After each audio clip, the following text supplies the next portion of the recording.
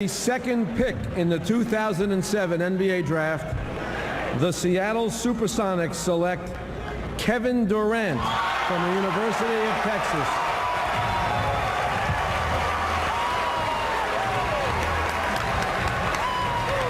And again, we spend so much of this night talking about the players and how they're going to fit on their roster and cap numbers and all that stuff.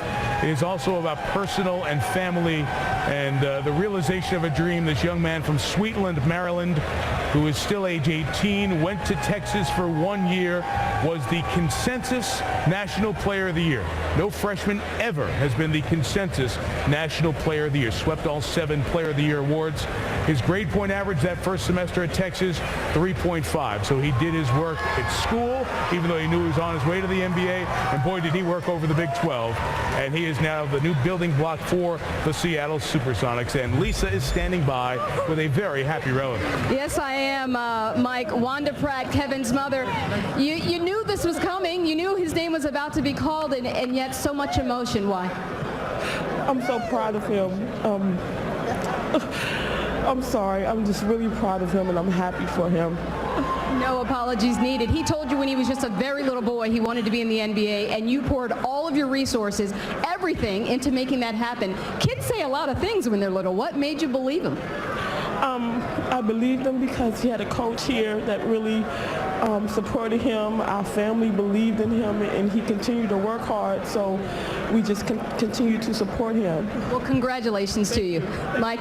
In so many ways, so many of the stories involve one parent raising some of these young men, and those people are the special people tonight. We're thinking sports, but these are people stories, and how can you not love that emotion? Seattle's going to love the basketball player, too. Perhaps the easiest pick in the history of the NBA draft for Sam Presti at number 2. I'm sorry, you mentioned Sam Presti. He's the new general manager in Seattle, age 30. Nice spot to fall into. He's got to hire a coach. That job becomes a heck of a lot more attractive because of the gentleman sitting next to Stewart. Thanks a lot, Mike. Kevin Durant's favorite quote is, "Hard work beats talent when talent fails to work hard." What does that quote mean to you, Kevin? It means no matter how good you are, if you don't work hard, nothing will happen for you. So I always use that quote. I instilled it in myself that no matter how good I am, I got to keep working. Something going toward the rim. In it comes to Durant. He's going to try to win it. Good at the buzzer! Kevin Durant hits a three-pointer, and the Sonics win the ball game. Hold everything. It is going to be reviewable and see if there's any time left for a Hawk miracle. Nope, it's over, folks. Seattle has won it in double overtime. Welcome back. At 4 p.m. today, U.S. District Judge Marcia Peckman was expected to issue her decision about whether the Sonics would have to stay in Seattle for 2 more years. At 4, she released this statement, quote, "The parties have settled the case. Details of the settlement will be released by the parties." Then exactly. Sorry, there's going to be a preseason game in Seattle. It's going to be Warriors and Kings. It's not finalized. Well, it's close? It's close. How would you feel about going back to? That would be amazing. Hopefully that goes through. I mean, the fans of Seattle definitely deserve basketball, and that'd be amazing. So looking forward to that if it's true. I think there's a question if it would be played in Key Arena or not. Would you want it? Yeah, it's got to be. Where else would it be played at? I don't know, but I think they're going to do some renovations at the time, so it might be. No, I'm sure they're going to get that ready if it's a basketball game in there. So if that's true, I'm looking forward to going out there and playing in front of the fans that I first came into the league with, and it's going to be a dope experience if that happens. What do you think about Key Arena?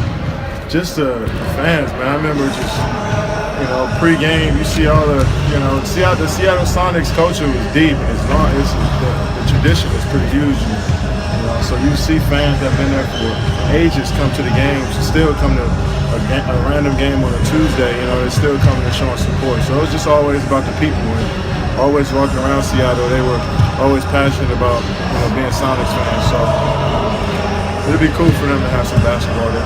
Still see your fans wearing your jerseys too. Do people still want to talk to you about that Seattle uniform? Man, I see a lot of people, especially just all over the country, who've been Seattle Sonics fans. And it was a retro jersey that came out at Mitchell and Ness a couple months ago, and I see a couple guys on Instagram sending me pictures with jerseys on. So it brings back some memories, even though it was a short time I had there, but it was fun. I don't usually do this unless I'm drunk or I'm high, but I'm both right now. Got me talking about my life. I don't usually do this unless I'm drunk or I'm high, but I'm both right now. I don't usually do this unless I'm drunk or I'm high, but I'm both right now when I need you in my life. I don't usually do this unless I'm drunk or I'm high, but I'm both right now. 20. The Miami Heat are once again NBA champions. LeBron James captures that elusive title he so desperately coveted. Everybody told us we weren't supposed to be here. We moved from apartment to apartment by ourselves. One of the best memories I had is when we moved into our first apartment. No bed, no furniture, and we just all sat in the living room and just hugged each other. Because that's what we thought we made it. And when something good happens to you, I don't know about you guys, but I tend to look back to what brought me here. And you wake me up in the middle of the night in the summer times, making me run up a hill, making me do push-ups, screaming at me from the sideline of my games at 8 or 9 years old. We wasn't supposed to be here. You made us believe. You kept us off the street, put clothes on our backs, food on the table. When you didn't eat, you made sure we ate. You went to sleep hungry. You sacrificed for us. You the real MVP.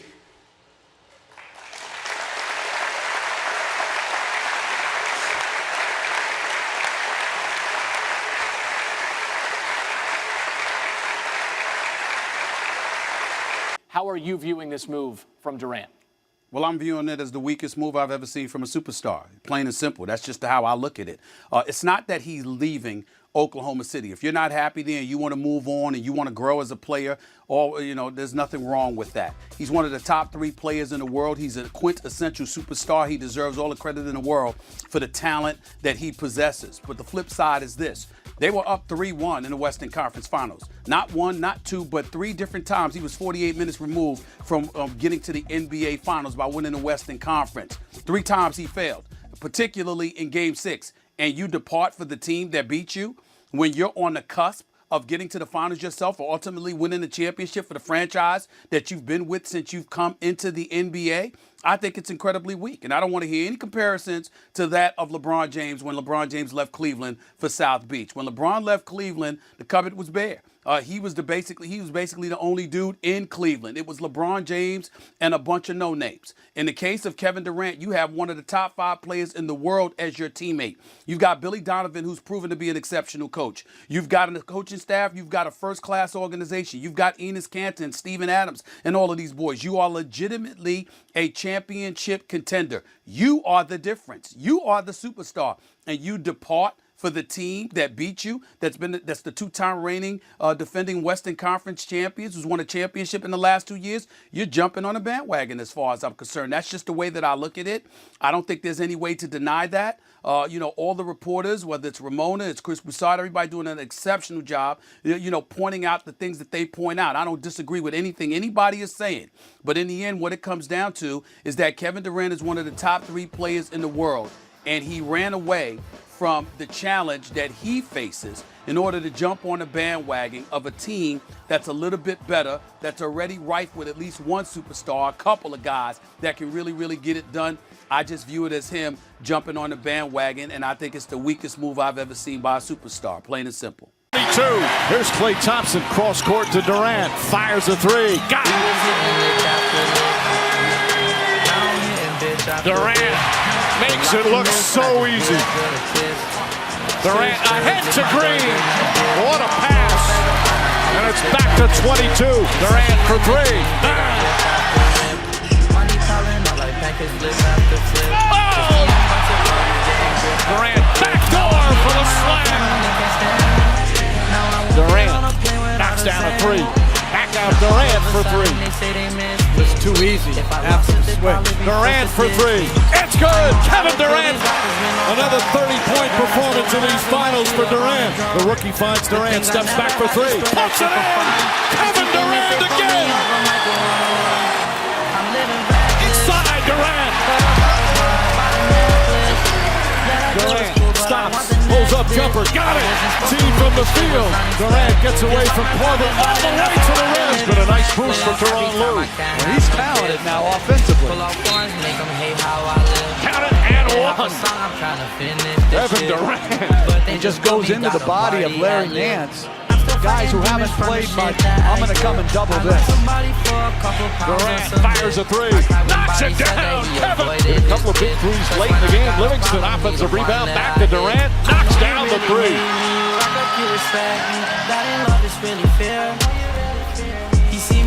Here's Durant. Durant, nice shuffle pass. And JaVale McGee, 4 for 4 from the field. They're making an extra pass. It's not the first pass, it's the second pass. Durant. Kevin Durant way outside. Delivers. Kevin Durant from downtown. It's a 6-point game. That's the same spot we had in game 3 last year. Sixth straight win to close out the season and get themselves another championship. Durant banks it home. 20 points for Durant. Final seconds here. One thing about our team is that a lot of guys really don't care about statements. We just want to win the basketball game. If we happen to lose tonight, we were just going to focus on going back home and trying to finish it off. I think we weren't thinking about a sweep coming in. We knew we had a good chance to play well this series, but we were just trying to play great basketball, especially after coming out of that Houston series where it was a tough grind-out series, and we just wanted to win. And however it came, we were excited about it. But to win in the sweep feels pretty good. Heading into an off-season, there's always talk about the changes that are going to come in this league. What do you most want to see from your roster and your team this summer? I want to see Jordan Bell come back a better player. I want to see Quinn Cook come back a better player. That's all I'm concerned about. And I know the veterans are going to come back and do exactly what they need to do. But to have two young guys that contributed and helped us out throughout the whole season, I'm excited to see how they come back next year. And looking forward to, just the different tricks that we use throughout the season next year. I can't wait. That's it. Thank you guys for whatever you did all season. I appreciate the love and support, and we're back-to-back champs.